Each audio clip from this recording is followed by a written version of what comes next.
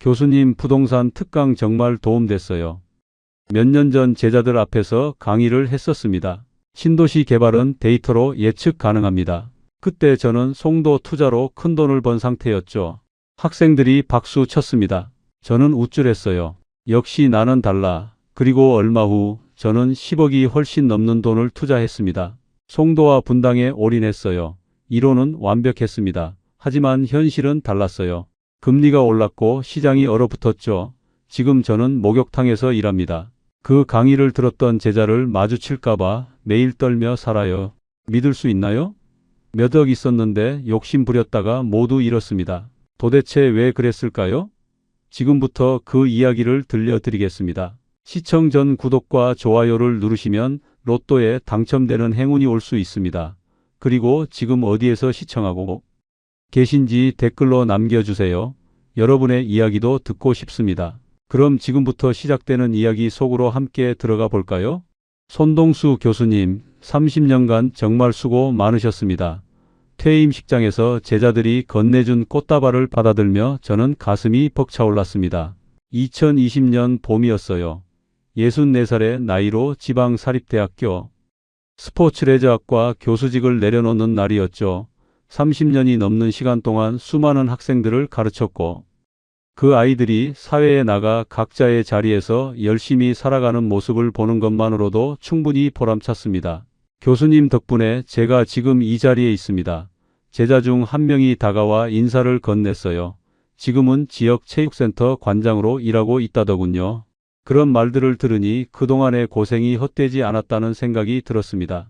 퇴임식을 마치고 집으로 돌아왔을 때 아내는 제게 따뜻한 차를 건네주었습니다. 여보, 이제 편히 쉬어요. 그동안 정말 고생 많았어요. 아내는 조용히 말했어요. 결혼한 지 30년이 훨씬 넘었는데도 여전히 저를 챙겨주는 아내가 고마웠습니다. 그날 저녁 저는 통장을 확인했습니다. 퇴직금으로 억대의 돈이 들어와 있었고 몇 년 전 아버지께서 돌아가시면서 물려받은 유산도 있었어요. 지역에 있는 작은 토지였는데 팔면 꽤 큰 돈이 될 것 같았습니다. 게다가 사학연금도 매달 280만 원 정도씩 나올 예정이었죠. 여보, 우리 이제 여유롭게 살 수 있겠네요. 아내는 통장 잔고를 보며 안도의 한숨을 쉬었습니다. 그러게요. 이 정도면 충분하죠. 저도 그렇게 생각했어요. 큰아들은 이미 대기업에 다니고 있었고 작은 아이도 대학에 잘 다니고 있었으니 더 이상 뭘 바라겠습니까? 다음 날부터 저는 평소에 하지 못했던 일들을 하기 시작했습니다. 아침마다 동네 뒷산을 산책하고 오후에는 도서관에 가서 책을 읽었어요. 가끔 옛 동료 교수들과 만나 차를 마시기도 했죠. 동수야, 이제 진짜 편하겠다. 동료들이 부러워했습니다. 그렇게 몇 달이 지났습니다. 봄이 지나고 초여름이 왔어요. 매일이 평온했습니다. 아내와 함께 장을 보러 가고 손자 손녀를 보러 큰아들 집에 가기도 했죠. 이렇게 사는 게 행복이구나. 그때까지만 해도 저는 그렇게 생각했습니다. 어느 날 오후 근처 대학교에서 무도경호학과 교수로 일하던 정민호에게서 전화가 왔습니다. 동수야, 이번 주 토요일에 골프 칠까? 반가운 목소리였어요. 정민호는 저와 같은 지역 대학가에서 오랫동안 알고 지낸 사이였습니다. 같은 체육 계열 학과라 학회에서도 자주 마주쳤고 한 달에 한두 번씩은 꼭 골프를 치거나 술 한잔하곤 했죠. 좋지, 요즘 할 일도 없는데. 저는 흔쾌히 대답했어요. 정년퇴직 이후로 뭔가 허전했거든요. 친구들과 어울리는 게 그나마 소일거리였습니다. 토요일 아침 골프장에서 정민호를 만났습니다. 그런데 뭔가 달라 보였어요. 야, 새 차 뽑았어?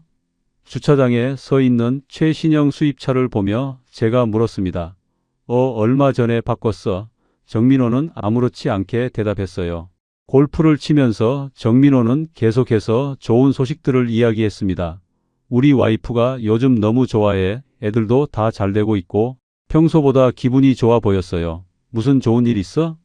제가 물었습니다. 있지 뭐. 정민호가 빙그레 웃으며 말했어요.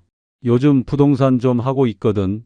부동산이라는 단어가 귓가에 맴돌았습니다. 저는 평생 부동산에는 별 관심이 없었어요. 그냥 우리 집 한 채만 있으면 된다고 생각했으니까요. 부동산? 갑자기 웬 부동산? 저는 의아하게 물었습니다. 야, 요즘 시장이 진짜 좋아. 나 송도 쪽에 투자했다가 몇 개월 만에 큰돈 벌었어. 정민호의 목소리에는 흥분이 묻어났어요. 그 순간 제 마음속에 묘한 감정이 일었습니다. 부러움이었을까요? 아니면 질투였을까요? 잘 모르겠습니다. 하지만 분명한 건 그 말 한마디가 제 인생을 완전히 바꿔놓았다는 거예요. 얼마나 벌었는데? 저도 모르게 물었습니다. 그게 말이야.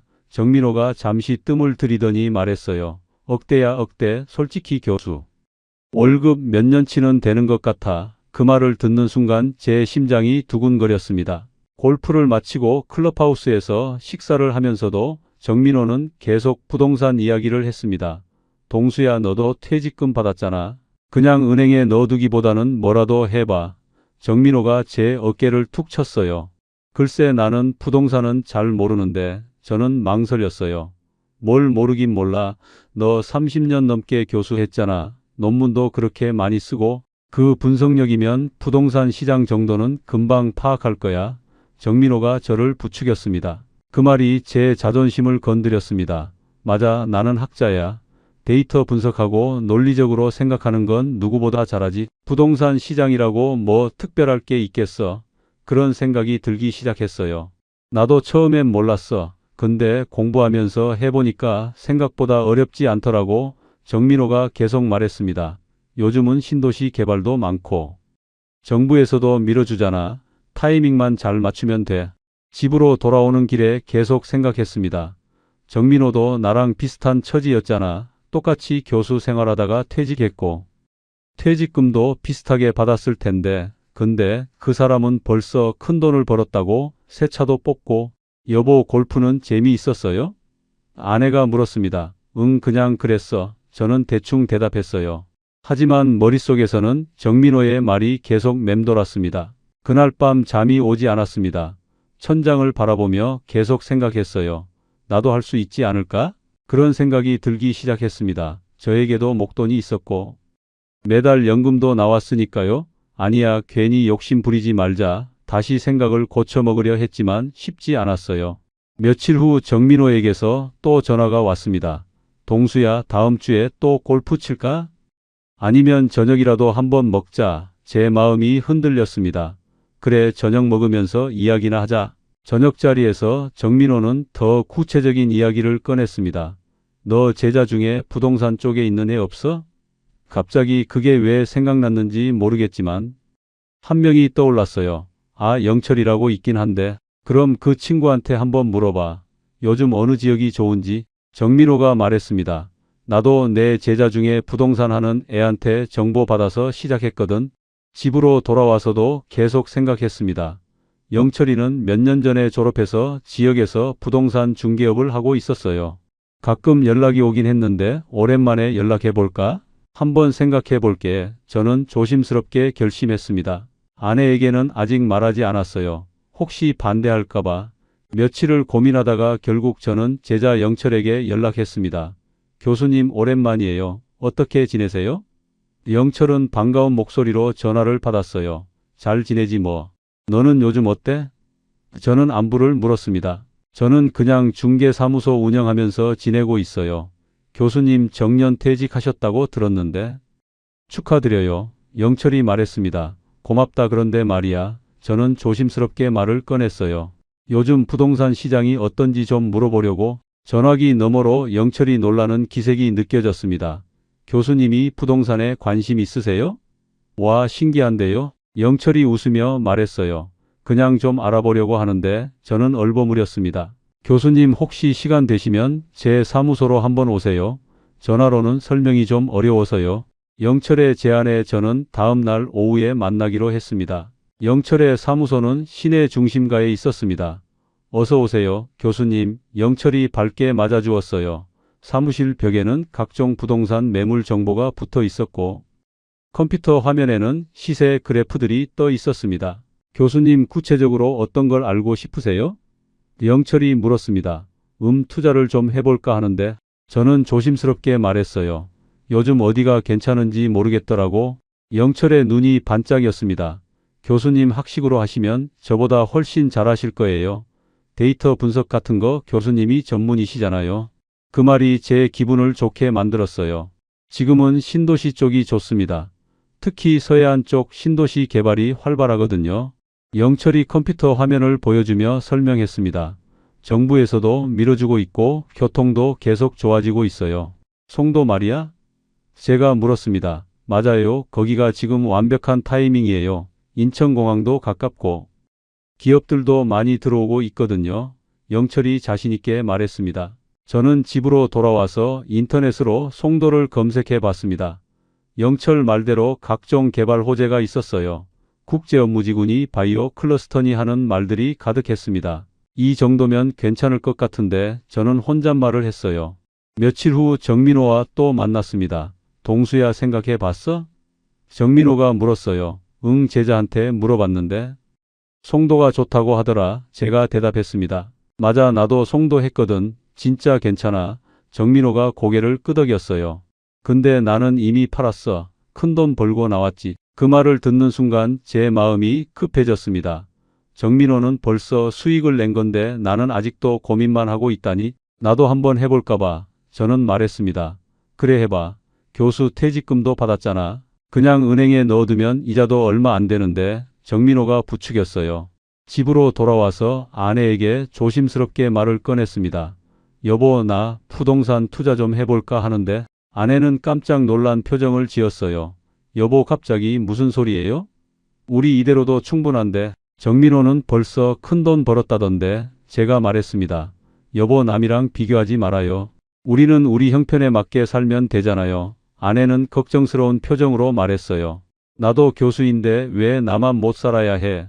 제 목소리가 조금 높아졌습니다. 아내는 놀란 듯 저를 바라봤어요. 여보, 무슨 말을 그렇게 해요? 우리가 못 사는 것도 아닌데. 아니야, 나는 하고 싶어. 저는 고집을 부렸습니다. 정민호도 했는데. 내가 못할 게 뭐야? 나는 분석도 잘하고 논리적으로 생각하잖아. 아내는 한숨을 쉬었어요. 그럼 조금만 해요. 전부 넣지 말고. 아내는 한 발 물러섰습니다. 알았어, 알았어. 저는 얼버무렸지만 속으로는 이미 결심하고 있었어요. 가지고 있는 돈 전부를 투자하겠다고. 다음 날 영철에게 다시 연락했습니다. 영철아, 송도 쪽으로 투자 좀 해볼까 하는데. 제가 말하자 영철은 기뻐하는 목소리로 대답했어요. 교수님, 좋은 결정이세요. 제가 좋은 물건 알아봐 드릴게요. 며칠 후 영철은 괜찮은 매물을 찾아왔습니다. 교수님, 이거 어때요? 위치도 좋고 시세도 합리적이에요. 영철이 보여준 아파트는 송도 국제업무지구 근처였습니다. 얼마나 필요한데? 제가 물었습니다. 지금 시세가 그 정도인데 빨리 결정하셔야 해요. 요즘 금방금방 나가거든요. 영철이 말했습니다. 저는 고민했습니다. 가지고 있는 돈을 전부 넣어야 했거든요. 퇴직금에 아버지 유산까지 합치면 몇 억이었습니다. 좀 많이 드네. 제가 말했어요. 교수님, 지금 안 하시면 나중에 후회하실 거예요. 시장이 계속 오르고 있거든요. 영철이 재촉했습니다. 그리고 교수님, 학식으로 시장 분석하시면 제 말이 맞다는 거 아시잖아요. 그 말에 저는 마음이 기울었습니다. 맞아, 나는 데이터를 볼 줄 아는 사람이야. 신도시 개발 패턴 같은 건 논문으로도 쓸 수 있을 정도로 연구했었잖아. 알았어, 하자. 저는 결정했습니다. 계약 당일 아내도 함께 갔습니다. 여보, 정말 괜찮을까요? 아내는 계속 걱정했어요. 걱정 마. 나 이런 거 분석 잘하잖아. 저는 자신 있게 말했습니다. 계약서에 도장을 찍는 순간 손이 조금 떨렸습니다. 평생 모은 돈을 한 번에 투자하는 거니까요. 하지만 곧 성공할 거라는 확신이 들었어요. 정민호도 했는데 내가 못할 게 뭐야? 집으로 돌아오는 길에 아내는 말이 없었습니다. 걱정하지 마. 몇 개월만 기다려봐. 분명히 오를 거야. 저는 아내를 안심시켰어요. 아내는 그저 한숨만 쉬었습니다. 그날 밤 저는 잠이 잘 왔습니다. 설렘 때문이었을까요? 곧 큰 돈을 벌 거라는 기대감 때문에 가슴이 두근거렸어요. 정민호보다 더 많이 벌어야지. 잠들기 전에 그런 생각을 했습니다. 계약을 하고 석 달쯤 지났을 때였습니다. 영철에게서 전화가 왔어요. 교수님, 요즘 시세 보셨어요? 영철의 목소리가 들떠 있었습니다. 아니, 무슨 일인데? 제가 물었어요. 교수님, 아파트 값이 많이 올랐어요. 지금 팔면 큰돈 버실 수 있어요. 영철이 흥분한 목소리로 말했습니다. 저는 급하게 인터넷으로 시세를 확인했어요. 정말로 올라 있었습니다. 이 정도면 몇 적은 되겠는데? 제가 물었습니다. 네, 그 정도 되실 거예요. 교수님 정말 타이밍 잘 잡으셨어요. 영철이 대답했어요. 저는 흥분했습니다. 3달 만에 큰 돈을 벌다니 정민호는 몇 개월 걸렸다고 했는데 나는 더 빨리 벌었잖아. 영철아 팔자. 저는 즉시 결정했습니다. 일주일도 안 돼서 매수자가 나타났습니다. 계약은 순식간에 이루어졌어요. 돈이 통장에 들어왔을 때 저는 믿을 수 없었습니다. 3달 만에 억대의 수익이라니. 여보, 우리 돈 벌었어요. 저는 아내에게 통장을 보여줬습니다. 아내는 눈이 휘둥그레졌어요. 정말이에요? 이게 다 우리 돈이에요? 아내도 놀라워했습니다. 봤지? 내가 했다고 했잖아. 저는 우쭐했어요. 역시 분석을 제대로 하니까 성공하는 거야. 아내는 안도의 한숨을 쉬었습니다. 다행이네요. 정말. 다음 날 정민호에게 전화했습니다. 민호야, 나 돈 벌었어. 제가 자랑스럽게 말했어요. 오, 그래? 얼마나? 정민호가 물었습니다. 억대야. 3달 만에. 저는 말했습니다. 와, 빠르네. 나보다 빨리 벌었잖아. 정민호가 웃으며 말했어요. 축하해, 동수야. 그 말을 들으니 기분이 더 좋아졌습니다. 정민호보다 더 잘했다는 생각에 뿌듯했어요. 학교 동료들을 만났을 때도 자랑했습니다. 나 요즘 부동산 투자 좀 하고 있어. 제가 말하자 동료들이 놀랐어요. 동수야, 너가? 부동산은 관심도 없던 사람이 한 동료가 말했습니다. 3달 만에 억대 벌었어. 저는 자신 있게 말했어요. 진짜? 대박인데? 동료들이 부러워하는 눈빛으로 저를 바라봤습니다. 그 시선이 좋았어요. 얼마 후 학과 제자들이 모임을 가졌습니다. 교수님도 오세요. 제자들이 저를 초대했어요. 모임 자리에서 한 제자가 물었습니다. 교수님 요즘 부동산으로 대박 나셨다면서요? 영철이한테 들었구나. 저는 웃으며 대답했어요. 교수님 어떻게 하신 거예요? 저희도 좀 알려주세요. 제자들이 관심을 보였습니다. 부동산도 결국 이론이야. 데이터를 제대로 분석하면 실패할 수가 없어. 저는 자신 있게 말했습니다. 신도시 개발 패턴 같은 건 논문 자료만 봐도 예측이 가능하거든. 제자들이 감탄하는 표정을 지었습니다. 역시 교수님이세요. 저희는 생각도 못한 건데 한 제자가 말했어요. 저는 기분이 좋아서 더 자세히 설명했습니다. 너희들도 투자할 때는 꼭 데이터를 봐야 해. 감으로 하면 안 돼. 저는 마치 수업하듯이 설명했어요. 개발 계획이 어떻게 되는지, 교통이 어떻게 개선되는지 이런 걸 다 분석해야 하는 거야. 그날 이후로 제자들이 종종 연락을 했습니다. 교수님, 이 지역은 어때요? 저기는 투자해도 될까요? 저는 일일이 답변해주며 뿌듯했어요. 마치 부동산 전문가가 된 기분이었습니다. 한 달쯤 후 학과에서 동문회 행사가 있었습니다.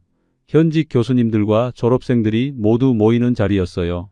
손 교수님 한 말씀 해주시죠. 사회자가 저를 불렀습니다. 저는 단상에 올라가서 말했습니다. 요즘 젊은 친구들이 재테크에 관심이 많더라고요.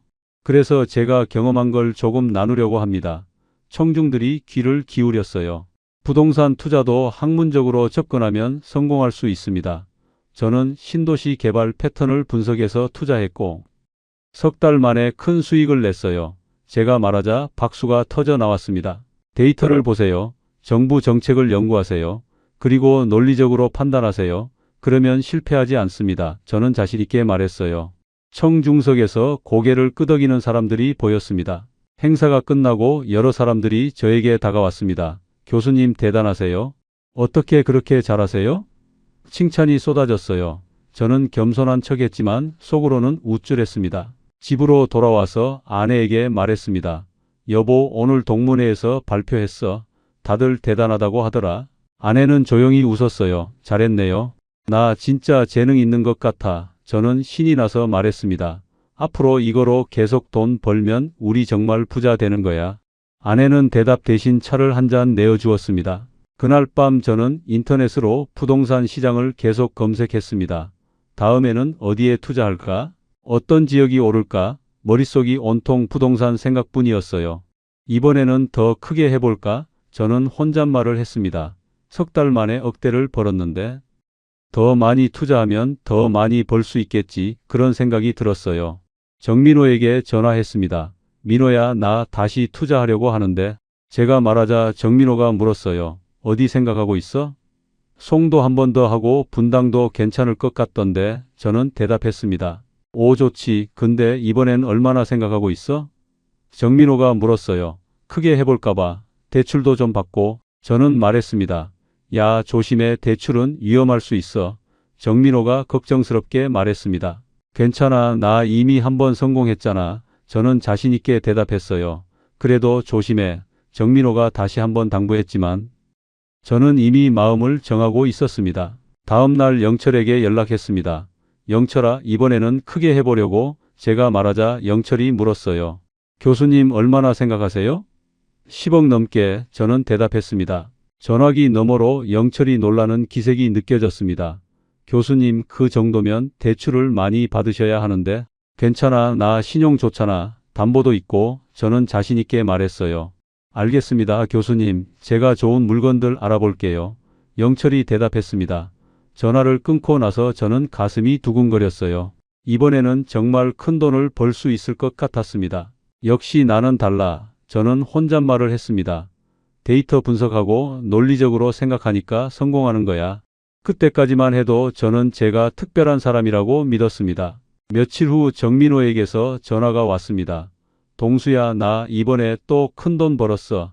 정민호의 목소리에는 흥분이 가득했어요. 얼마나? 저도 모르게 물었습니다. 이번에 몇 억 더 벌었어.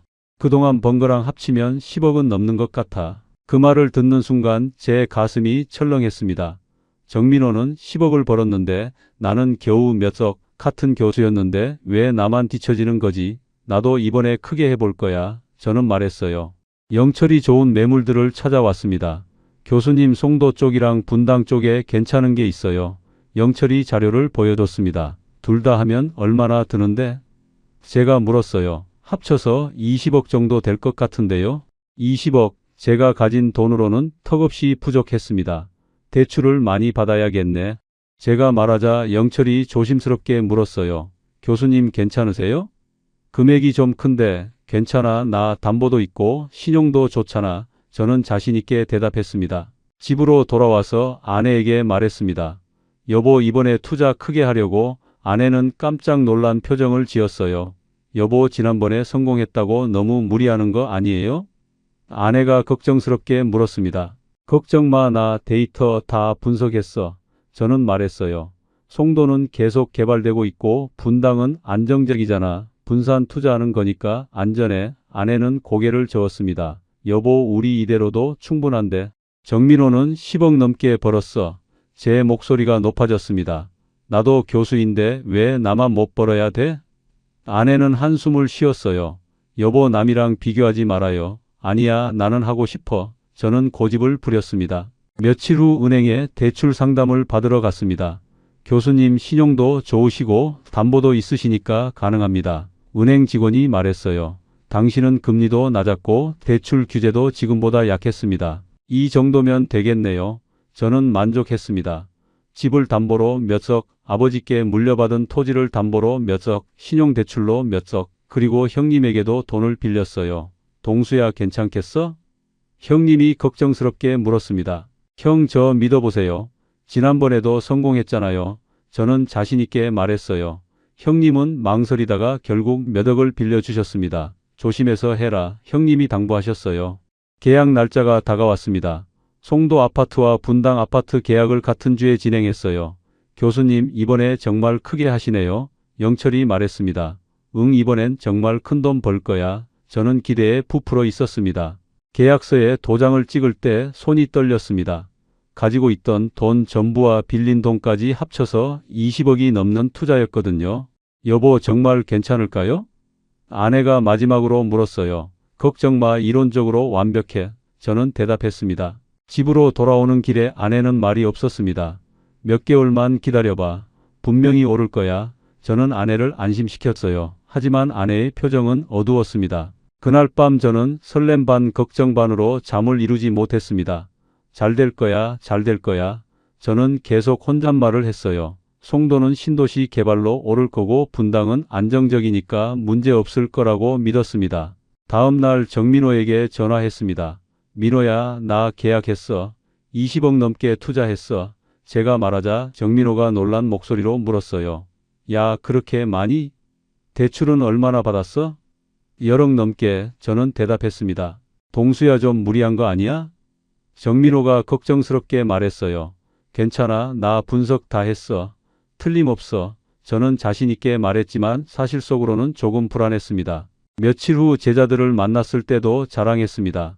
이번에는 정말 크게 투자했어. 제가 말하자 제자들이 감탄했어요. 역시 교수님이세요. 그 칭찬이 좋았습니다. 하지만 집에 돌아와서 통장을 보니 불안했습니다. 매달 나가는 대출 이자만 해도 꽤 큰 금액이었거든요. 연금으로는 부족한데 저는 걱정이 되기 시작했어요. 괜찮아, 곧 오를 거야. 저는 스스로를 다독였습니다. 정민호도 성공했고 나도 지난번에 성공했잖아. 이번에도 잘 될 거야. 하지만 그게 제 인생 최대의 실수였습니다. 계약하고 몇 달이 지났습니다. 처음 몇 달은 괜찮았어요. 시세도 조금씩 오르는 것 같았고 제 판단이 맞았다는 확신이 들었습니다. 봐, 내가 뭘 했어. 오르고 있잖아. 저는 아내에게 말했어요. 하지만 2022년 봄부터 이상한 신호들이 나타나기 시작했습니다. 뉴스에서 미국 금리 인상 이야기가 나오기 시작했어요. 미국 얘기잖아. 우리랑은 상관없을 거야. 저는 대수롭지 않게 생각했습니다. 그런데 몇 달 후 한국은행도 기준 금리를 올리기 시작했습니다. 처음에는 조금씩 올랐어요. 이 정도면 괜찮아. 저는 안심했습니다. 하지만 금리는 계속 올랐어요. 여름이 되자 금리가 눈에 띄게 올랐습니다. 제가 받은 대출 금리도 덩달아 올랐어요. 처음에는 월 몇백만 원이던 이자가 점점 늘어나기 시작했습니다. 이거 좀 부담되는데 저는 걱정하기 시작했어요. 가을이 되자 상황이 더 심각해졌습니다. 금리가 4%를 넘어섰어요. 매달 나가는 대출 이자가 1,000만 원을 훌쩍 넘었습니다. 연금으로는 턱없이 부족했어요. 여보, 이자를 어떻게 내요? 아내가 걱정스럽게 물었습니다. 조금만 기다려봐. 아파트 값이 오르면 팔면 돼. 저는 안심시켰지만 속으로는 불안했어요. 더 큰 문제가 생겼습니다. 송도 아파트 시세가 떨어지기 시작한 거예요. 이럴 리가 없는데 저는 믿을 수 없었습니다. 신도시 개발은 계속되고 있었고 이론적으로는 올라야 했거든요. 영철에게 전화했습니다. 영철아, 송도 시세가 왜 떨어지는 거야? 제가 다급하게 물었어요. 교수님, 요즘 시장이 전체적으로 안 좋아요. 금리가 너무 올라서. 영철이 조심스럽게 대답했습니다. 분당 아파트도 문제였습니다. 오르지를 않았어요. 입지가 안 좋아서 그런가 봐요. 영철이 말했습니다. 뭐? 입지가 안 좋다고? 저는 황당했어요. 계약할 때는 괜찮다고 했잖아요. 매달 이자를 내기가 점점 힘들어졌습니다. 연금만으로는 부족해서 저축한 돈을 깨기 시작했어요. 이러다가 저축도 다 없어지겠어. 아내가 한숨을 쉬었습니다. 정민호에게 전화했습니다. 민호야, 요즘 시장 어때? 제가 물었어요. 나는 다 팔았어. 작년에 미리 정리했거든. 정민호가 대답했습니다. 제 가슴이 철렁했어요. 정민호는 타이밍 맞춰 팔았는데 나는 아직도 들고 있다니. 동수야, 너도 빨리 정리하는 게 좋을 것 같아. 정민호가 조언했습니다.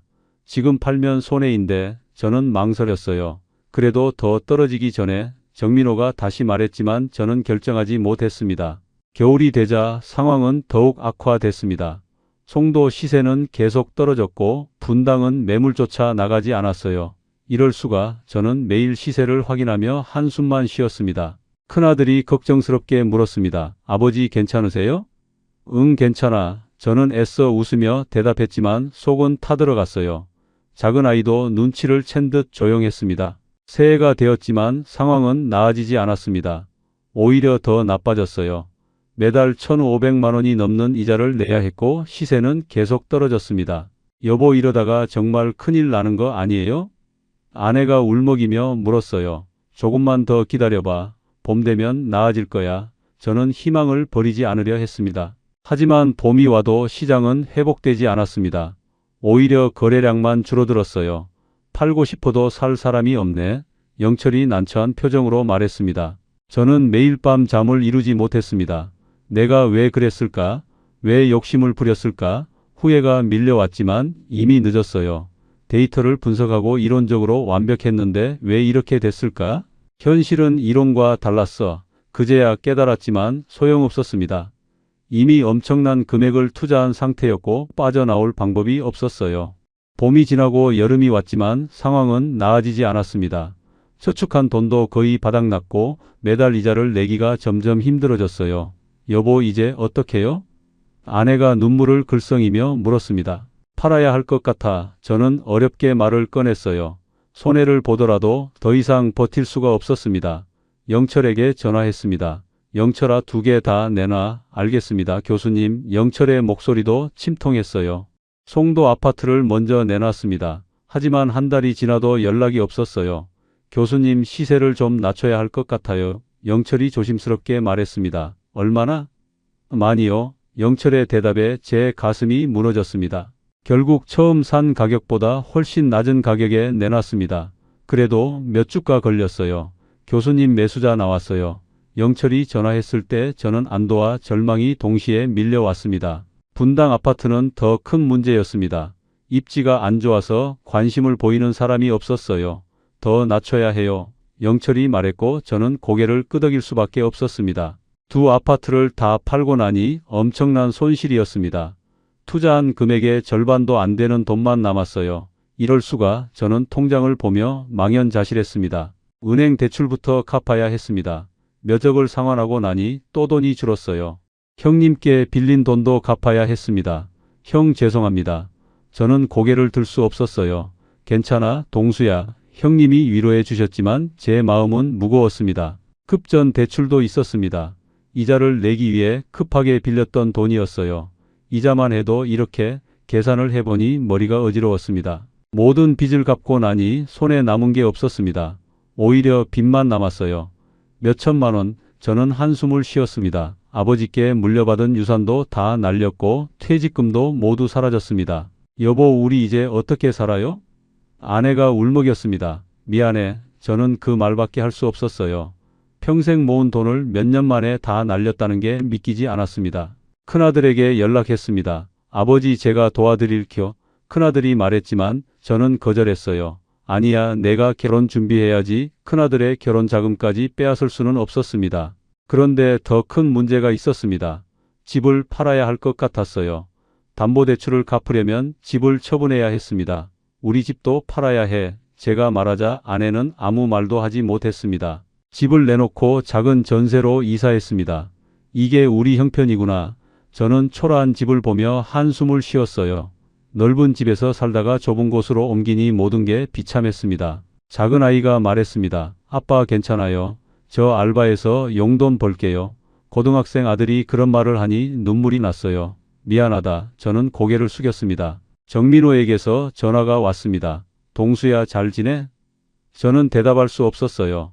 나 망했어. 겨우 말을 꺼내자 정민호가 한숨을 쉬었습니다. 내가 말렸잖아. 알아. 저는 쓸쓸하게 대답했습니다. 동료 교수들의 모임에도 나가지 않았습니다. 손 교수님 안 보이시네.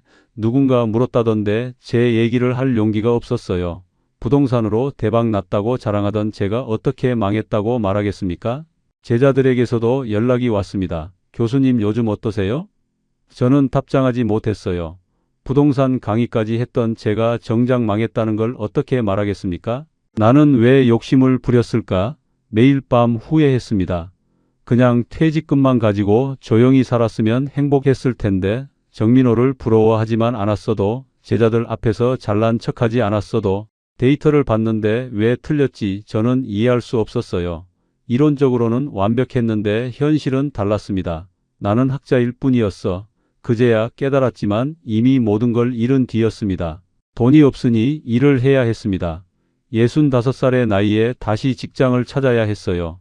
교수 출신이시면 좀. 면접을 볼 때마다 거절당했습니다. 나이가 좀 있으시네요.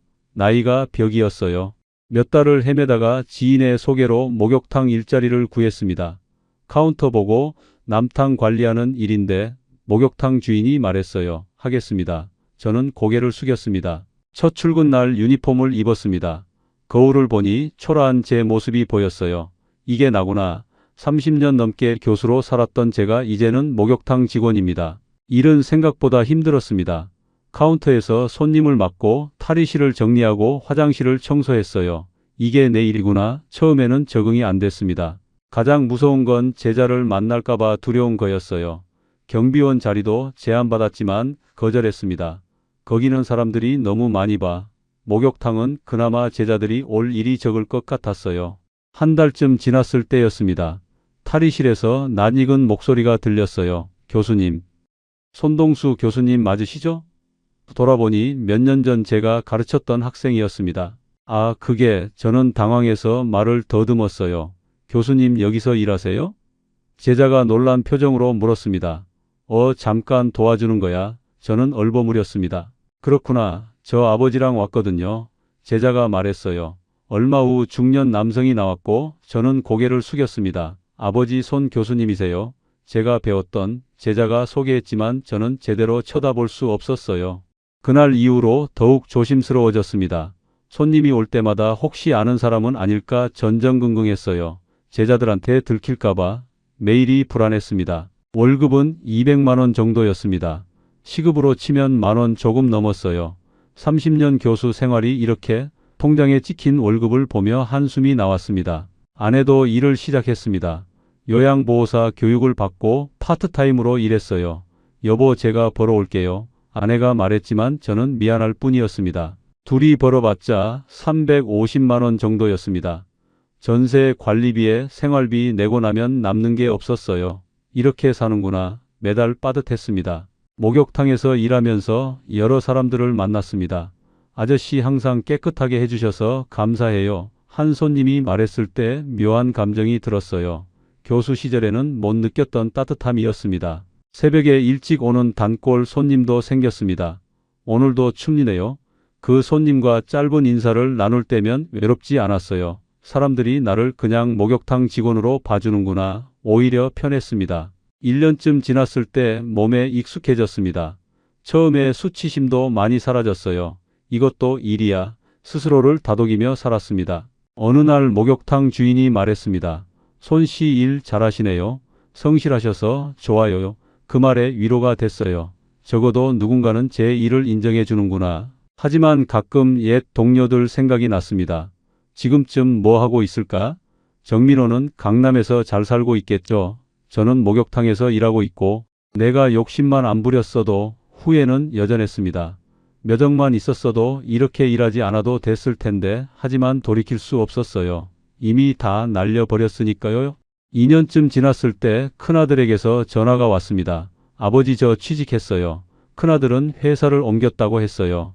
연봉도 올랐고요. 이제 제가 도와드릴게요. 큰아들의 말에 눈물이 났습니다. 고맙다. 저는 겨우 말했어요. 아버지가 미안해. 아니에요, 아버지. 큰아들이 대답했습니다. 제가 곁에 있어서 다행이에요. 한 달 후 큰아들이 돈을 보내왔습니다. 아버지 생활비 보태 쓰세요. 봉투 안에는 꽤 큰 돈이 들어 있었어요. 이 돈으로 뭐 사 드세요? 쪽지도 함께 있었습니다. 작은 아이도 대학에 잘 다니고 있었습니다. 아빠 저 장학금 받았어요. 작은 아이가 전화로 말했어요. 등록금 걱정 안 하셔도 돼요. 그 말에 가슴이 뭉클했습니다. 우리 애들이 이렇게 잘 컸구나. 저는 아내에게 말했어요. 당신 덕분이죠. 아내가 조용히 웃었습니다. 제가 뭘 했다고? 제가 말하자 아내가 제 손을 잡았습니다. 어느 날 생일이었습니다. 아내가 미역국을 끓여줬어요. 고생했어요, 여보. 아내가 말했습니다. 당신이 더 고생했지. 저는 대답했어요. 작은 식탁에 둘러앉아 밥을 먹었습니다. 예전처럼 화려하지는 않았지만 따뜻했어요.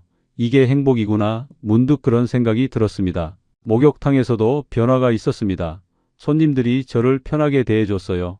아저씨 오늘도 화이팅. 한 손님이 엄지를 치켜 세웠습니다. 감사합니다. 저도 웃으며 대답했어요. 어느 날 젊은 손님이 부동산 이야기를 했습니다. 요즘 부동산 투자하면 어떨까요? 친구에게 물었어요. 저는 듣고만 있다가 조심스럽게 말했습니다. 투자도 좋지만 대출은 조심하세요. 제가 말하자 그 젊은이가 저를 봤어요. 왜요? 레버리지는 정말 위험해요. 감당할 수 있는 범위에서만 하세요. 저는 진심으로 말했습니다. 경험담인가 봐요? 젊은이가 웃으며 물었어요. 네, 경험담입니다. 저는 쓸쓸하게 웃었습니다. 그럼 조심할게요. 젊은이가 고개를 끄덕였습니다. 집으로 돌아오는 길에 생각했습니다. 나는 많은 걸 잃었지만 가족은 남았어요. 큰아들도 작은아이도 아내도 여전히 제 곁에 있었습니다. 돈은 잃었지만 사람은 얻었구나.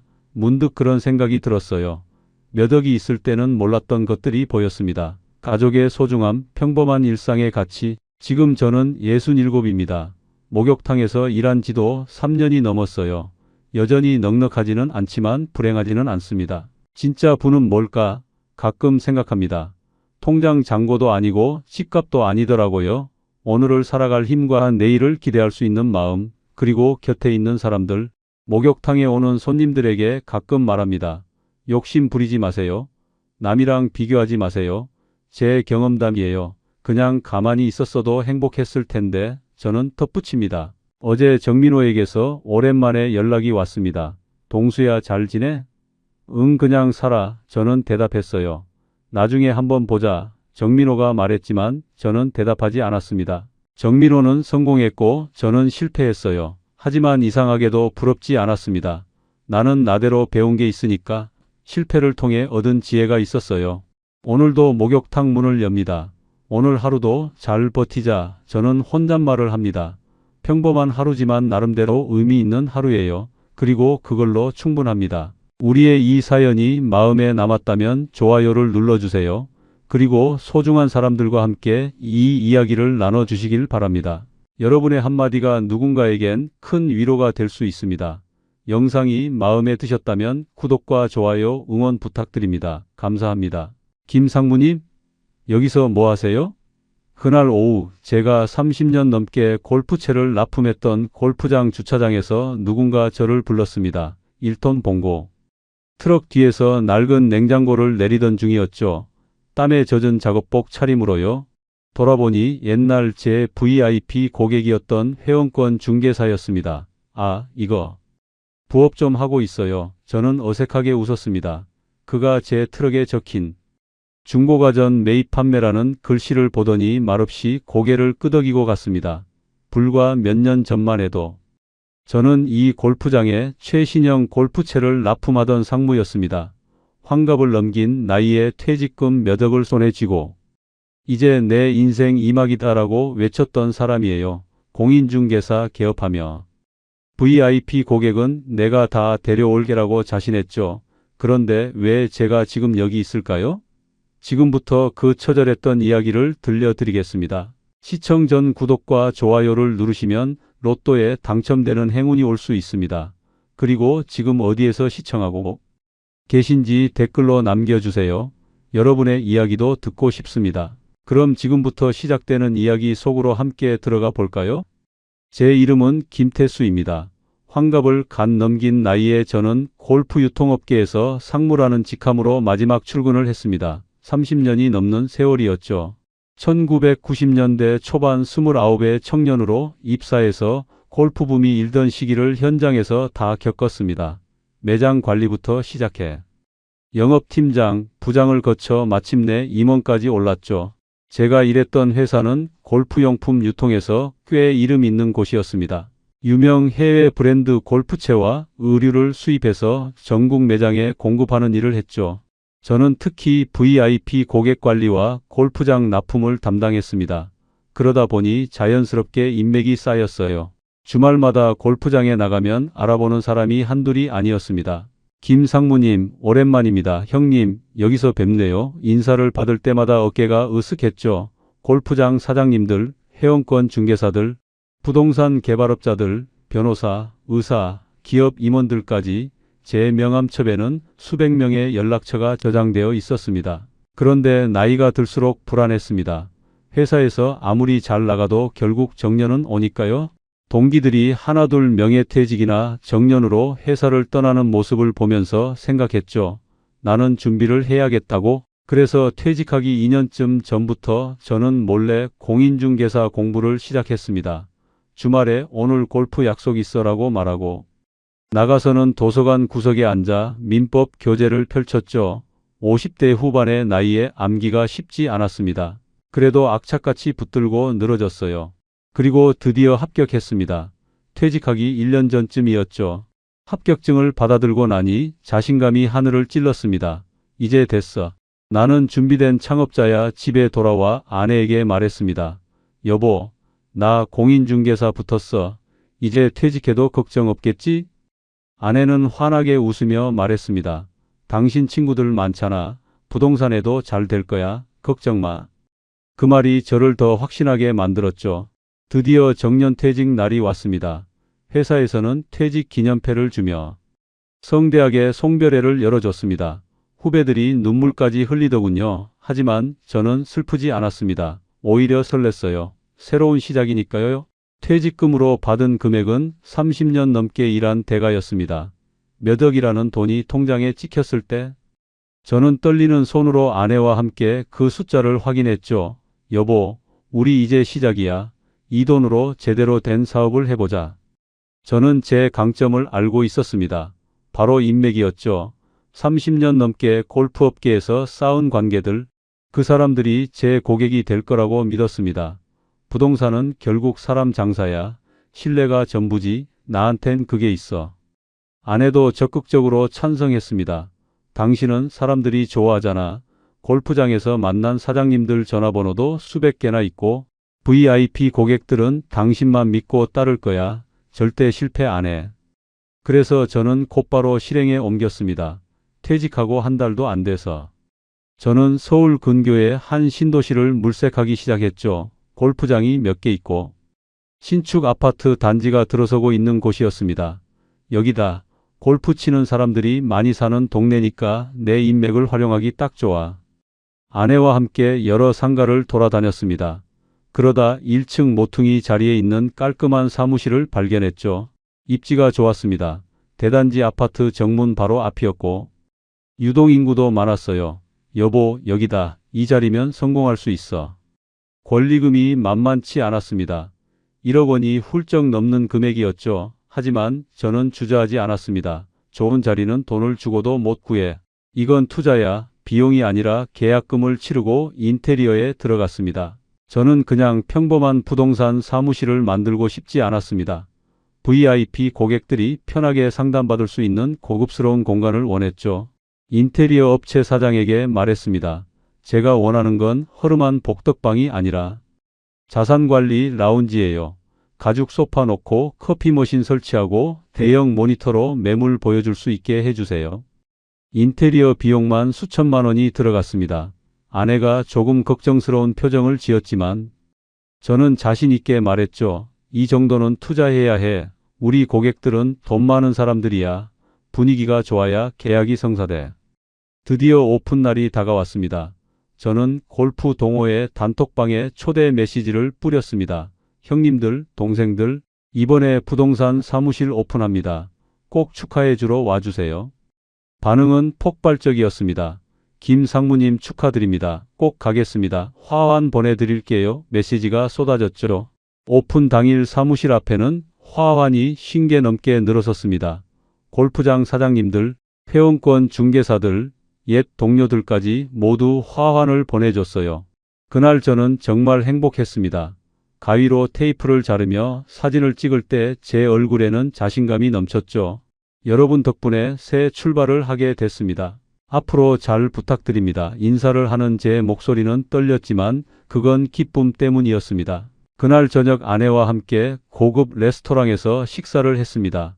여보, 우리 해냈어. 이제 시작이야. 와인잔을 부딪히며 저는 확신했습니다. 제 인생 2막은 성공할 거라고, 30년 넘게 쌓은 인맥이 저를 지켜줄 거라고, 그때만 해도 그렇게 믿었습니다. 개업 첫날부터 저는 바빴습니다. 아니, 바쁜 척했다는 게 맞는 표현일지도 모르겠네요. 사무실 문을 열고 들어와 가죽 의자에 앉으면 마치 제가 대단한 사업가가 된 것 같았습니다. 벽면에 걸린 대형 모니터에는 부동산 매물 정보가 떠 있었고 책상 위에는 명함과 계약서가 가지런히 정리되어 있었죠. 여보, 오늘 골프장 사장님한테 연락 왔어. 저는 신이 나서 아내에게 전화를 걸었습니다. 내가 20년 넘게 골프채 납품하던 그분 있잖아. 본인 소유 건물 있는데 세입자 구해달래. 아내의 목소리도 들떠 있었습니다. 그것 봐. 내가 뭘 했어. 당신 친구들이 다 도와줄 거라고. 그분은 제가 정말 오랫동안 거래했던 골프장 사장님이었습니다.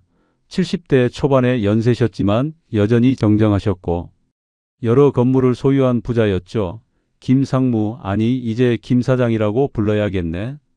그분이 사무실에 들어오시며 활짝 웃었습니다. 자네 공인중개사까지 땄다며? 대단해. 우리 오래 알고 지낸 사이니까 내 물건 좀 맡기지. 제 가슴이 뛰었습니다. 이게 바로 인맥의 힘이구나. 30년 넘게 성실하게 관계를 쌓아온 결과가 이렇게 나타나는구나. 사장님, 감사합니다. 제가 책임지고 좋은 세입자 구해드릴게요. 저는 고개를 숙여 인사했습니다. 그분이 가지고 온 물건은 근처 신도시에 있는 빌라였습니다. 전세로 내놓는 거였는데 금액은 3억 정도였죠. 자네가 금융권 사람들 많이 알잖아. 믿을 만한 세입자 구해주게. 저는 자신 있게 대답했습니다. 걱정 마십시오. 제가 꼼꼼하게 보고 진행하겠습니다. 며칠 후 정말로 문의 전화가 왔습니다. 지방에서 서울로 올라온다는 60대 은퇴 공무원이었습니다. 평생 지방에서 살았는데 이제 자식들이 서울에 다 있어서 올라가려고요. 목소리가 신중했습니다. 전 재산을 넣는 거라 정말 안전한 집을 찾고 있어요. 저는 그분을 만나 상담을 했습니다. 깐깐한 성격이셨습니다. 등기부등본을 3번이나 확인하시고 건물 상태도 꼼꼼히 체크하셨죠. 사장님, 이 집 정말 안전한 거 맞죠? 제가 평생 모은 돈이에요. 저는 가슴을 치며 장담했습니다. 제가 30년 넘게 금융권 사람들하고 일했어요. 이 정도 물건은 눈 감고도 판단할 수 있습니다. 걱정 마세요.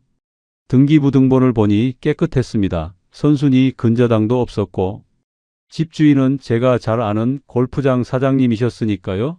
시세도 확인했습니다. 주변 시세 대비 전세가율도 적정 수준이었어요. 이 정도면 안전합니다. 제 자격증 걸고 보증합니다. 그 말이 나중에 제 목을 조르는 올가미가 될 줄은 꿈에도 몰랐습니다. 계약이 성사됐습니다. 제 첫 중개 수수료는 1,000만 원이 넘었습니다. 손에 쥔 돈을 보며 저는 환호성을 질렀죠. 여보, 됐어. 첫 계약 성사. 아내와 저는 그날 밤 고급 레스토랑을 찾았습니다. 역시 인맥이 최고야. 내가 뭘 했어? 와인잔을 기울이며 저는 자축했습니다. 하지만 그게 시작이자 끝이었습니다. 그 이후로 골프 동호회. 친구들에게서 연락은 오지 않았죠. 가끔 제가 먼저 전화를 걸면 형님, 요즘 경기가 안 좋아서 나중에 기회 되면 연락할게 이런 대답뿐이었습니다. 화환 신계를 보냈던 그 사람들은 어디로 간 걸까요? 첫 계약 후 한 달 정도는 정말 행복했습니다. 저는 매일 아침 일찍 사무실에 출근해서 커피를 내리고 매물 정보를 업데이트했죠. 가끔 지나가는 사람들이 창문 너머로 들여다보면 저는 바쁜 척 전화기를 들고 통화하는 신용을 했습니다. 여보, 오늘 골프 약속 있어. 저는 일주일에 2~3번씩 골프장에 나갔습니다. 사실은 영업이었죠. 라운딩을 돌면서 슬쩍슬쩍 명함을 돌렸습니다. 형님, 제가 이번에 부동산 시작했어요. 좋은 물건 있으면 언제든 연락 주세요. 반응은 좋았습니다. 아니, 좋아 보였습니다. 오, 김상무 이제 사장님이 됐네? 축하해. 나중에 우리 집 팔 때 연락할게. 우리 회사 직원 중에 집 찾는 애 있으면 소개해 줄게. 그들은 모두 웃으며 제 명함을 받아들었습니다. 저는 그 말들을 믿었습니다. 진심으로요. 30년 넘게 같이 골프 치고 술 마시던 사이인데 설마 립서비스였을까요? 저는 그렇게 생각하지 않았죠. 조금만 기다리면 연락 올 거야. 다들 바쁘니까. 한 달이 지나고 2달이 지났습니다. 전화는 울리지 않았습니다. 가끔 울리는 전화는 대출 광고나 보험 상담이었죠. 저는 점점 초조해졌습니다. 사무실 월세가 한 달에 500만 원이었거든요. 여기에 관리비, 인터넷비, 전기세, 그리고 네이버 부동산 광고비까지 합치면 한 달에 나가는 돈이 650만 원이 넘었습니다. 어느 날 젊은 부부가 사무실 문을 열고 들어왔습니다. 30대 초반으로 보이는 신혼부부였죠. 저는 반가운 마음에 벌떡 일어나 인사했습니다. 어서 오세요. 집 찾으세요?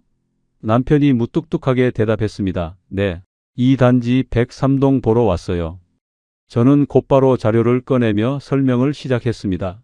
이 단지는 최근에 지어진 곳이라 시설이 아주 좋습니다. 학군도 괜찮고 교통도 편리해서. 그런데 남편이 제 말을 끊었습니다. 그건 다 알아요. 우리 직방에서 이미 다 봤거든요. 그가 스마트폰을 꺼내 보여줬습니다. 화면에는 제가 올린 매물보다 더 자세한 정보가 떠 있었습니다. 실거래가 추이, 주변 시세 비교. 심지어 VR로 집 내부까지 볼 수 있더군요. 우리는 그냥 현장만 확인하러 왔어요. 계약은 직방에서 할 거예요. 거기가 수수료 더 싸거든요. 제 얼굴이 화끈거렸습니다. 손님, 저는 단순 중개가 아니라 대출 상담부터 세무까지 다 도와드립니다. 그러자 아내가 비웃듯 말했습니다. 대출은 토스에서 금리 비교하면 되고요. 세무사는 따로 있어요.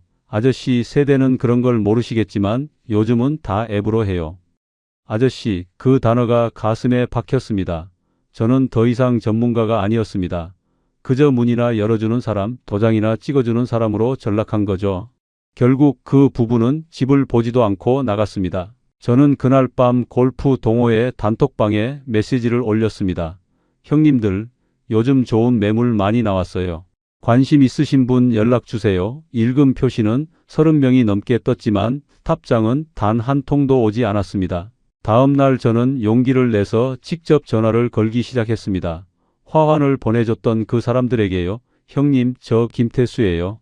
요즘 부동산 시장이 좋아서 연락드렸어요. 대부분 요즘 바빠서 나중에 다시 연락할게 라는 대답뿐이었습니다. 어떤 사람은 아예 전화를 받지 않았죠. 저는 깨달았습니다. 제가 믿었던 인맥은 립서비스였다는 것을요. 화환 신계는 그저 사교적인 제스처였을 뿐이었습니다. 실제 거래로 이어질 사람은 아무도 없었던 거죠. 하지만 저는 인정하고 싶지 않았습니다. 아직 시간이 필요해. 조금만 더 기다리면 돼. 그렇게 석 달이 지났습니다. 통장에서 빠져나간 돈은 이미 2천만 원이 넘었습니다. 첫 계약으로 번 수수료는 다 녹아들어갔죠. 아내가 조심스럽게 물었습니다. 여보, 괜찮아? 친구들한테 연락 안 와? 저는 애써 웃으며 대답했습니다. 걱정 마. 곧 좋아질 거야. 부동산은 원래 이래. 하지만 제 목소리는 떨리고 있었습니다. 개업 6개월이 지났습니다. 통장 잔액은 점점 줄어들고 있었죠. 매일 아침 사무실 문을 열 때마다 가슴이 답답했습니다. 오늘은 손님이 올까? 오늘은 전화가 올까? 그런 기대를 하면서도 현실은 냉혹했습니다. 월세 500만 원, 관리비 80만 원, 네이버 부동산 광고비 100만 원, 전기세와 인터넷비까지 합치면 한 달에 나가는 돈이 700만 원 가까이 됐습니다. 아무것도 안 하고 숨만 쉬어도 이 돈이 통장에서 빠져나가는 거죠. 제가 30년 넘게 금융 쪽에서 일했으니까 계산은 빨랐습니다. 이건 투자가 아니라 출혈이었어요. 저는 네이버 부동산에 매물을 올리고 블로그도 열심히 썼습니다. 부동산 전문가가 알려주는 투자 팁, 이 지역 호재 정리 같은 글들을 밤늦게까지 작성했죠. 하지만 조회수는 한 자릿수에 머물렀습니다. 댓글도 없었어요. 어느 날 저보다 먼저 개업한 옆 사무실 사장이 술 한잔하자고 했습니다. 그분은 50대 초반으로 저보다 10년 일찍 이 일을 시작한 선배였죠. 김 사장님, 요즘 어때요? 제가 물었습니다. 그분이 소주잔을 기울이며 한숨을 쉬었습니다. 솔직히 말하면 망하는 중이에요. 그의 목소리가 낮았습니다. 작년 이맘때만 해도 한 달에 서너 건씩 계약했는데 올해는 6개월 동안 딱 2건이에요. 거기다 수수료 깎아달라고 난리고요. 제 등줄기가 서늘해졌습니다. 그렇게 심각해요? 요즘 부동산 중개사 폐업이 개업보다 많다는 거 모르세요? 데드크로스라고 들어봤죠? 집에 돌아와 검색을 해봤습니다. 정말로 최근 몇 년간 부동산 중개사 폐업이 개업을 넘어섰더군요. 31개월 연속이라는 기사도 있었습니다. 단순히 경기가 안 좋은 게 아니라 산업 자체가 무너지고 있었던 겁니다. 더 충격적인 건 거래량 통계였습니다. 제가 개업한 시기에 거래량이 몇 년 전에 비해 반토막이 났더군요. 시장의 파이 자체가 줄어든 거죠. 물건은 넘쳐나는데 사려는 사람은 없었습니다. 금리가 오르고 경기가 얼어붙으면서 사람들이 지갑을 닫아버린 겁니다. 저는 그제야 깨달았습니다. 제가 뛰어든 시기가 최악이었다는 것을요. 마치 쓰나미가 몰려오는데 해변에서 조개를 줍고 있었던 거죠. 주변 사람들은 다 도망가는데 저만 조금 있으면 좋아질 거야 라며 버티고 있었던 겁니다. 한 달에 한 건도 계약이 안 되는 날들이 계속됐습니다. 저는 아침에 출근해서 저녁까지 텅 빈 사무실에 앉아 있었죠. 창밖으로 사람들이 지나가면 저는 반사적으로 자세를 고쳤습니다. 혹시라도 들어올까 봐서요. 하지만 문을 여는 사람은 없었습니다. 가끔 울리는 전화는 모두 스팸이었습니다. 사장님, 대출 필요하세요? 신용카드 만드시겠어요? 그럴 때마다 저는 화를 냈습니다. 필요 없어요. 전화하지 마세요. 하지만 사실 화가 난 건 그들이 아니라 제 처지였습니다. 어느 날 아내가 사무실로 찾아왔습니다. 도시락을 들고요. 여보, 점심 먹어. 집에서 김밥 쌌어. 저는 고마웠지만 동시에 서러웠습니다. 몇 년 전만 해도 저는 회사에서 점심 접대를 받던 상무였는데 지금은 아내가 싼 김밥으로 끼니를 때우고 있었으니까요. 손님 좀 와? 아내가 조심스럽게 물었습니다. 저는 고개를 끄덕였습니다. 응, 오긴 오는데.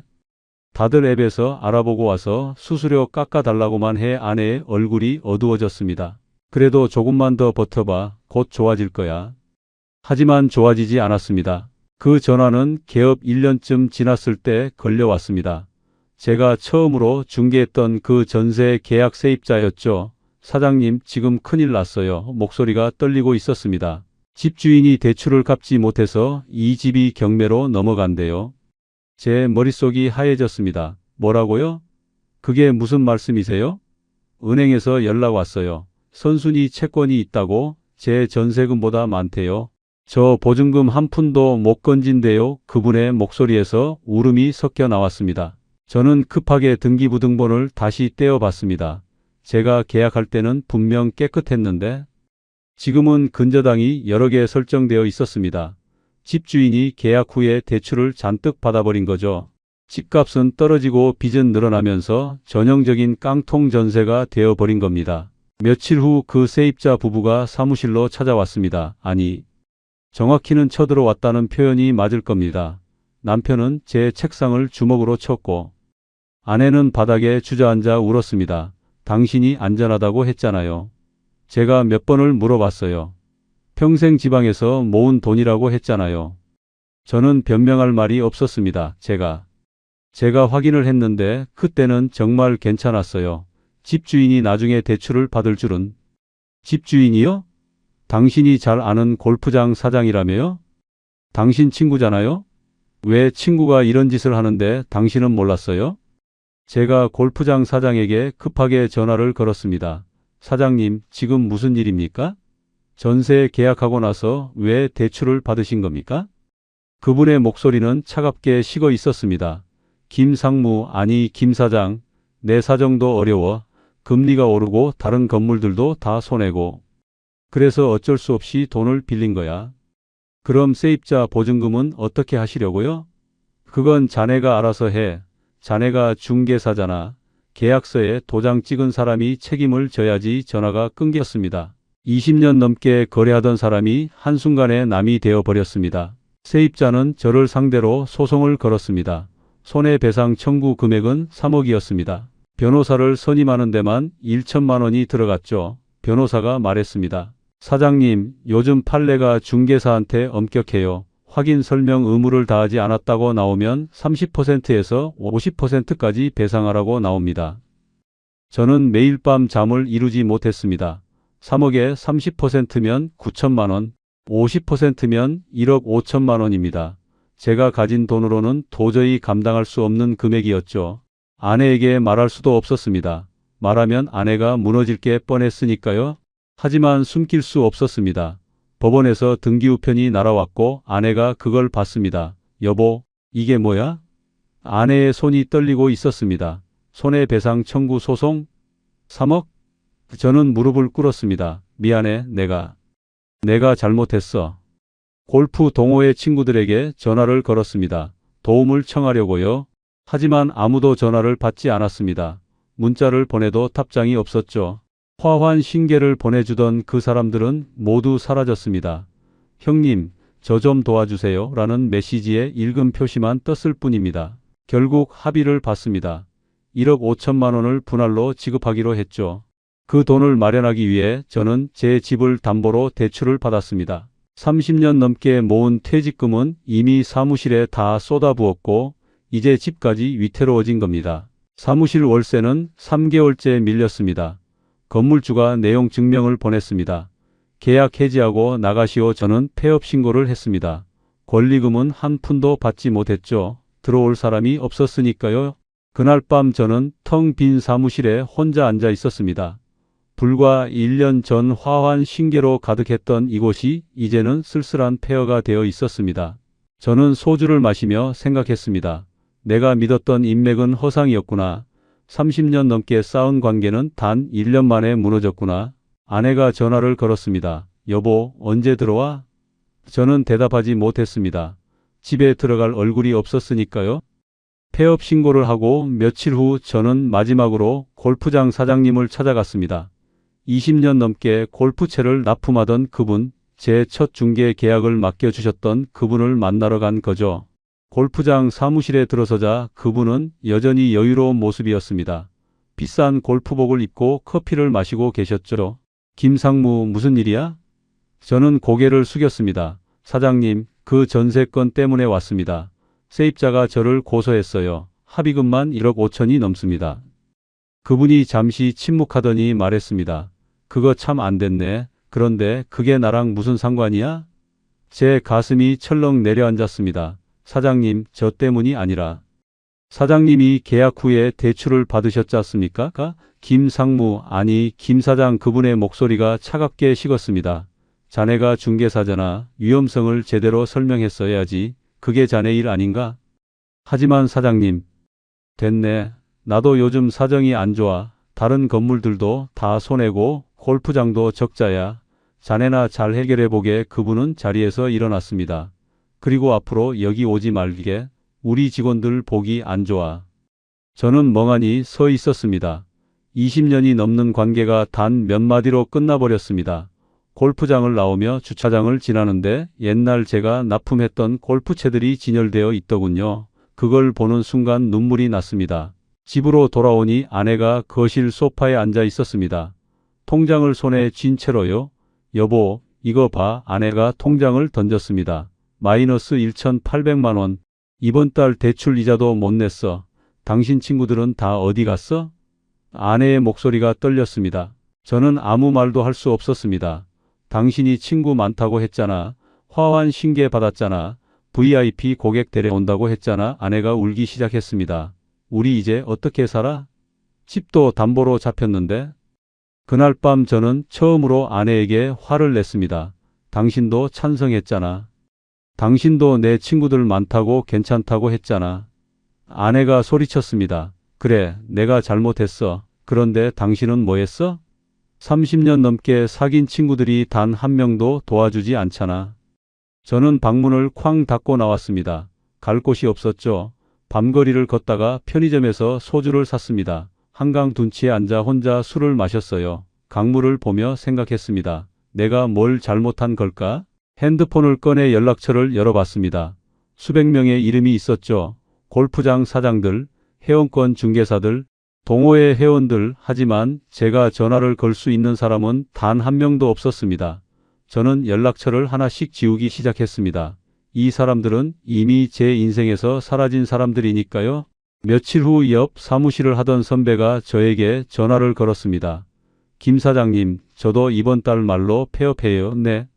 못 버티겠어요. 작년에도 적자였는데. 올해는 더 심해요. 저만 그런 게 아니에요. 이 상가에 부동산 사무실 5개 있었는데 이제 2개만 남았어요. 전화를 끊고 저는 상가를 둘러봤습니다. 정말로 여기저기 임대 문구가 붙어 있었습니다. 제가 떠난 자리도 옆 사무실도 모두 텅 비어가고 있었죠. 이건 제 실력이 없어서가 아니었습니다. 산업 자체가 무너지고 있었던 겁니다. 하지만 그걸 깨달았을 때는 이미 늦었습니다. 저는 퇴직금 몇 억을 날렸고 집까지 담보로 잡혔고 1억이 넘는 빚을 지게 됐습니다. 30년 넘게 일해서 모은 돈이 단 1년 만에 증발한 거죠. 폐업 후 3개월이 지났습니다. 저는 매일 구인구직 사이트를 뒤졌습니다. 환갑이 넘은 나이에 할 수 있는 일이 뭐가 있을까요? 경비, 청소, 배달, 택시 운전, 그게 전부였습니다. 국민연금이 들어오긴 했지만 한 달에 120만 원 정도였습니다. 인터넷에서 본 200만 원이라는 금액은 허상이었죠. 거기다 대출 이자가 한 달에 200만 원씩 나갔으니까 실제로는 매달 80만 원이 마이너스였습니다.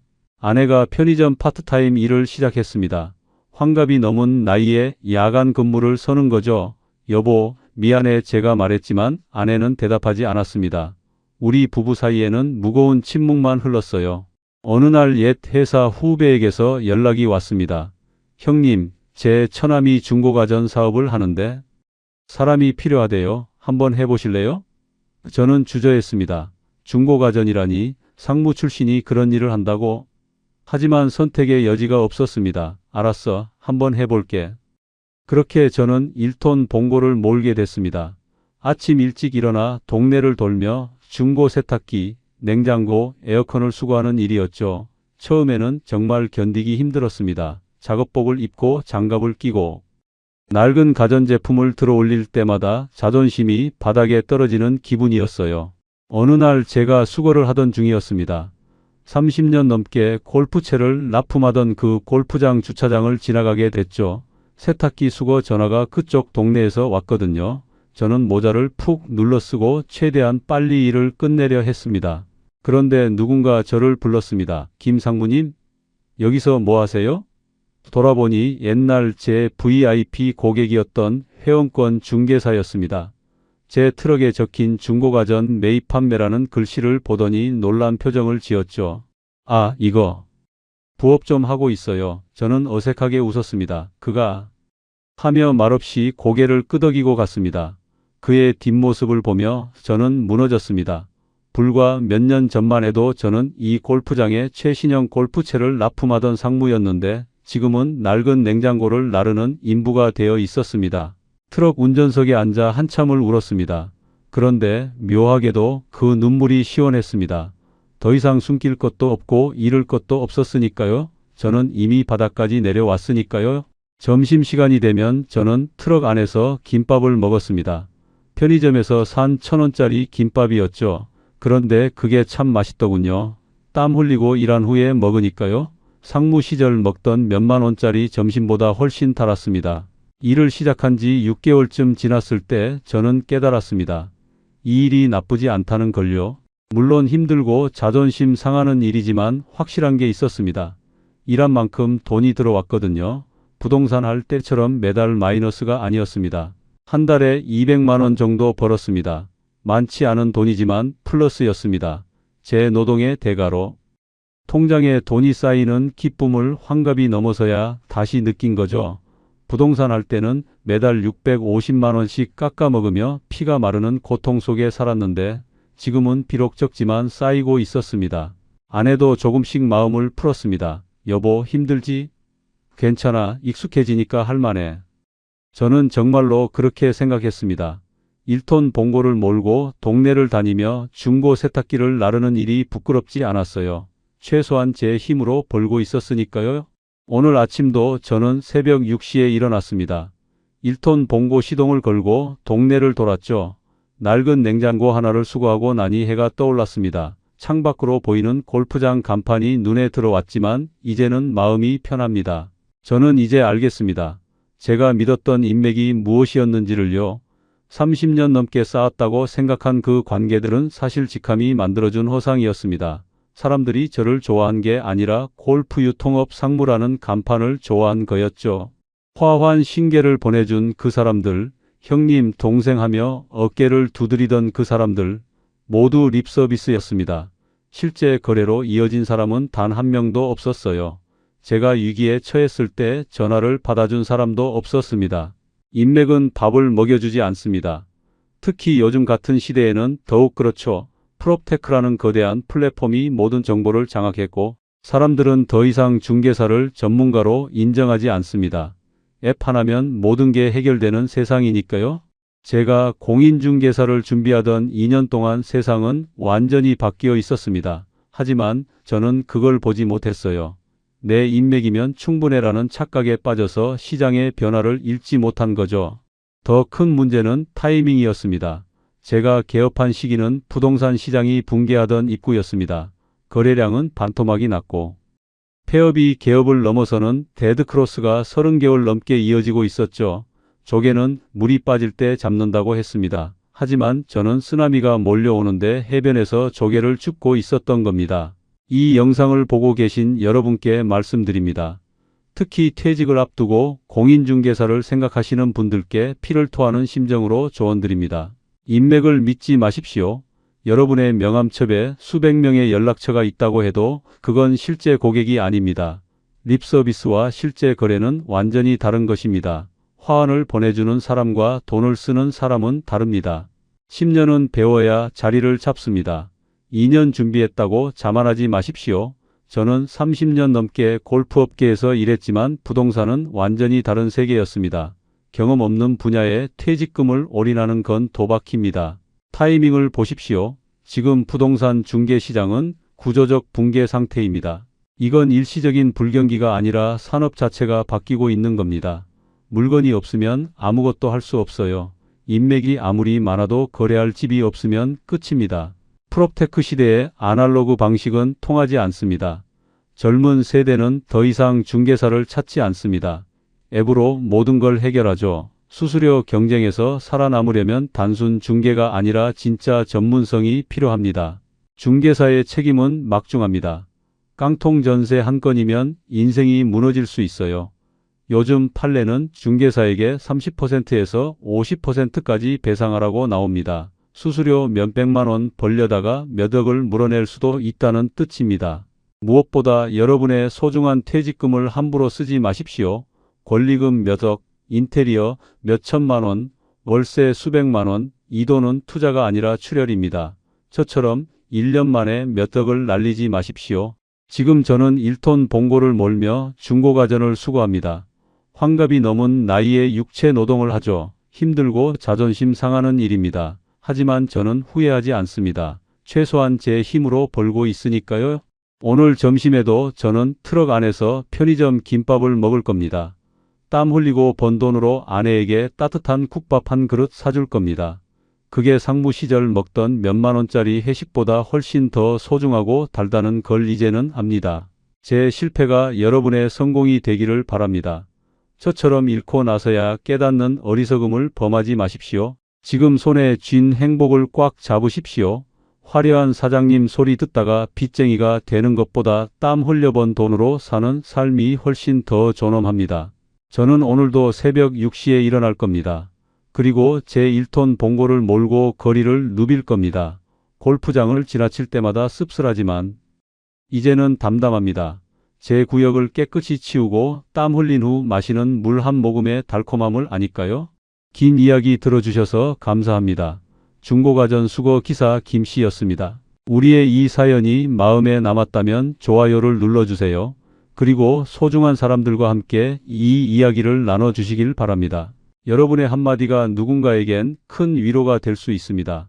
영상이 마음에 드셨다면 구독과 좋아요 응원 부탁드립니다. 감사합니다.